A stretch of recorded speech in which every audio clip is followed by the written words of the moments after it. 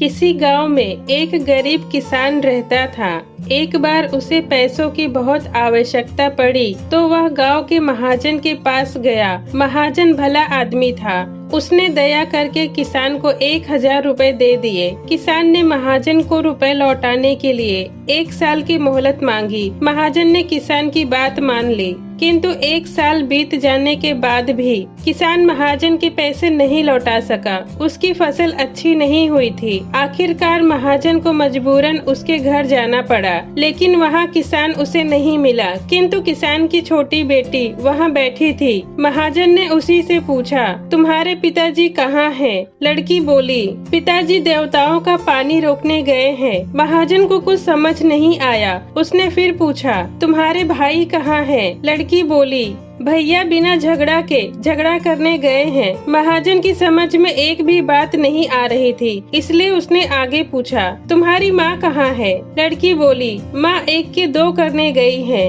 महाजन लड़की के उल जलूल जवाबों से खींच गया। उसने थोड़ा गुस्से में आकर पूछा, और तुम यहाँ बैठी क्या कर रही हो? लड़की हंसकर बोली, मैं घर बैठे संसार देख रही हूँ। महाजन समझ गया कि लड़की उसकी किसी भी बात का सीधा जवाब नहीं देगी, इसलिए उसे अब इससे इन बातों का मतलब जानने के लिए प्यार से बतियाना पड़ेगा। महाजन ने चेहरे पर प्यार से मुस्कान लाकर पूछा, बेटी तुमने जो अभी अभी मेरे सवालों के जवाब दिए हैं उसका मतलब क्या है? मैं तुम्हारी एक भी बात का मतलब नहीं समझ सका। तुम मुझे सीधे सीधे उसका मतलब समझाओ। लड़की ने भी मुस्कुराकर कहा, अगर मैं सभी बातों का मतलब समझा दूं तो आप मुझे क्या देंगे? महाजन के मन में सारी बातों को जानने की तीव्र उत्कंठा हुई।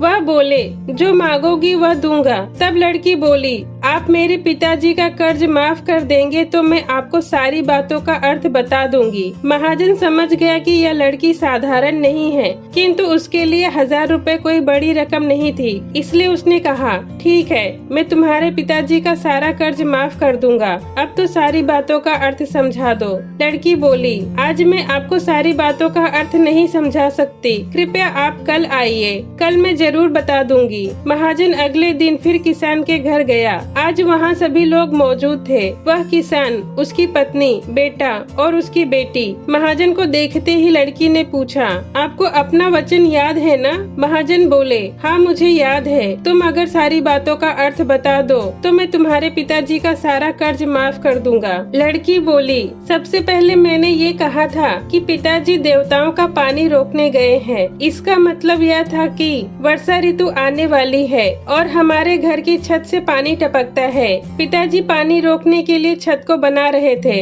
अब वर्षा का पानी आसमान से ही गिरता है और हम लोग तो यही मानते हैं कि देवता आसमान में ही बसते हैं। बस पहली बात का यही अर्थ है। दूसरी बात मैंने ये कही थी कि भैया बिना झगड़ा करने गए हैं। इसका मतलब था कि रेंगनी के कांटे को काटने गए थे।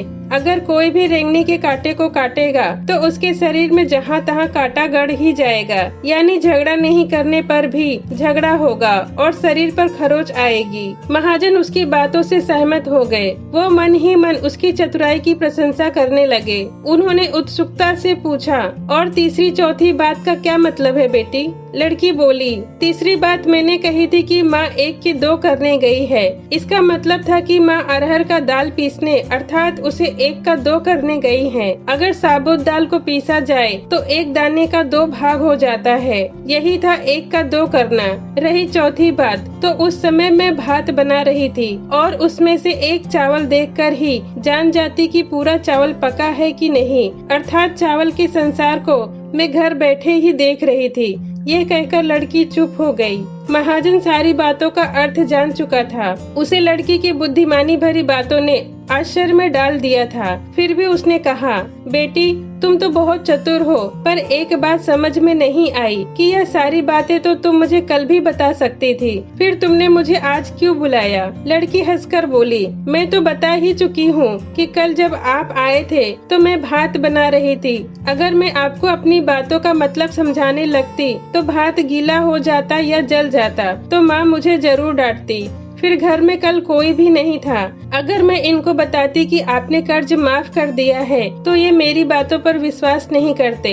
आज स्वयं आपके मुंह से सुनकर कि आपने कर्जा माफ कर दिया है इन्हें विश्वास हो जाएगा। महाजन लड़की की बात सुनकर बहुत ही प्रसन्न हुए। उन्होंने अपने गले से मोतियों की माला निकालकर उसे देते हुए कहा, बेटी यह लो अपनी चतुराई का पुरस्कार। तुम्हारे पिताजी का कर्ज तो मैं माफ कर ही चुका हूँ। अब तुम्हें या तुम्हारे घर वालों को कुछ नहीं चुकाना पड़ेगा। अब तुम लोग निश्चित रहो। अगर फिर कभी किसी चीज की जरूरत पड़े तो बेझिझक होकर मुझसे कहना। इतना कहकर महाजन लड़की को आशीर्वाद देकर चले गए। लड़की के परिवार वाले ने खुशी से उसे गले लगा लिया।